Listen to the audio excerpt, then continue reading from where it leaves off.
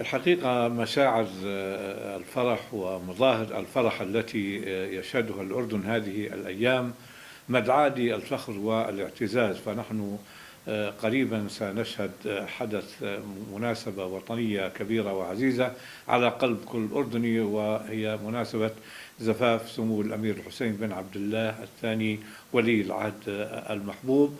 وهذه المظاهر تعبر عن مدى التصاق والتحام الأسرة الأردنية الواحدة مع قيادتهم الهاشمية الحكيمة المظفرة. هذه العلاقة التي تمثل علاقة أسرية واحدة، ليست علاقة حاكم ومحكوم. وأيضا نبارك لسمو ولي العهد ولجلالة سيدنا وجلالة الملكة والأسرة الهاشمية هذه المناسبة. يتزامن معها أيضا أننا نحتفل بمناسبات وطنية عزيزة غالية على قلب كل مواطن أردني وكل من أحرار العرب، وهي مناسبة عيد الاستقلال ومناسبة يوم الجيش وذكرى الثورة العربية الكبرى وعيد الجلوس الملكي. هذه مجموعة من المناسبات تدعونا إلى تعزيز الانتماء الوطني والعمل على خلق المزيد من الإنجازات اللي حققها الأردن وسيحققها بإذن الله مع دخوله المئوية الثانية من عمره